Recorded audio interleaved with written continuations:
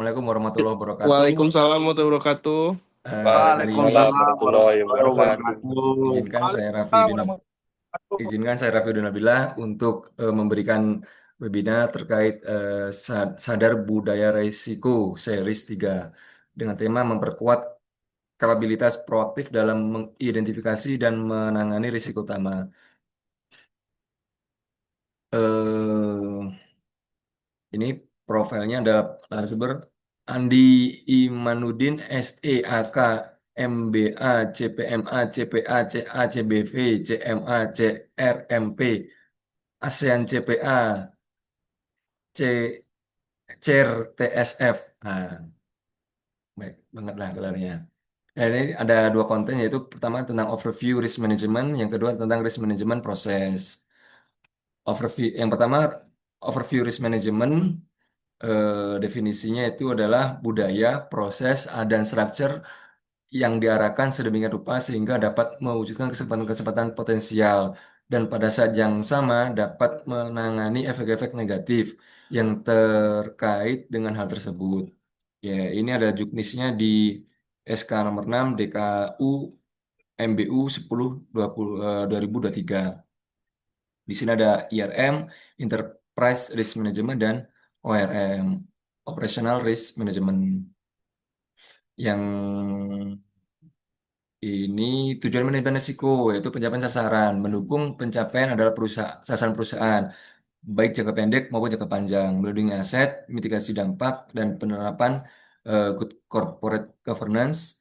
Yang terakhir adalah penciptaan nilai. Nah, karakteristik manajemen risiko, tujuan kapal dibuat adalah untuk berlayar di samudera luas sekalipun harus melawan dan menerjang badai yang ganas.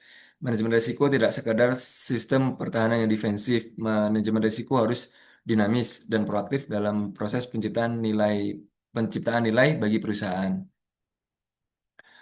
RM bukanlah penahan bisnis Anda dan bukan rintangan bagi bisnis Anda, tetapi RM adalah helm dan peralatan keamanan untuk lomba balap dalam bisnis. Lebih tepatnya untuk adalah salah satu tools untuk mencapai tujuan perusahaan.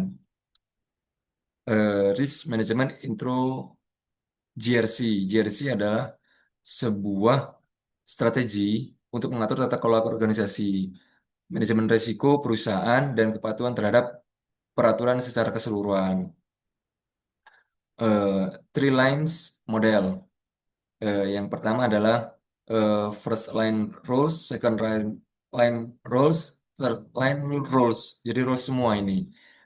Ini ada tiga pola komunikasi risiko, yaitu top down, bottom up, dan lateral atau line communication.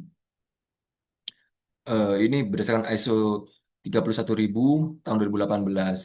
Ada eh, empat ada prinsip, eh, empat ada prinsip, ada framework, ada proses. Prinsip manajemen risiko. Ini ada 8. Ya, selanjutnya adalah kerangka kerja manajemen risiko. Tujuan kerangka kerja manajemen risiko adalah membantu organisasi dalam mengintegrasikan manajemen risiko ke dalam aktivitas dan fungsi signifikan. Efektivitas manajemen risiko bergantung pada integrasinya ke dalam tata kelola organisasi, termasuk pengambilan keputusan dukungan dari manajemen puncak. Yang selanjutnya adalah risk management proses. Ada risk appetite, identification, assessment, mitigation, and monitoring. Identification based or approach, ya, KPI, business process, risk breakdown structure, job description, project plan, work program. Identifikasi risiko dari sisi internal dan eksternal, pendekatan historis, brainstorming, benchmark, dan pendapat ahli. Eh, ini ada salah satu form identifikasi isu-isu internal dan biasa kita buat kalau dulu di unit ya sering buat seperti ini karena ini akan dilihat atau diaudit ketika akan dilakukan audit dari eksternal ISO ataupun ISPO, RSPO ataupun Rainforest Alliance. Ini contoh-contohnya. Nah, khusus ISO 14001 tentang mutu ya. 14001 tentang mutu dan eh, manajemen mutu, life cycle, terus tahapan daur hidup. Nah, ini seperti ini.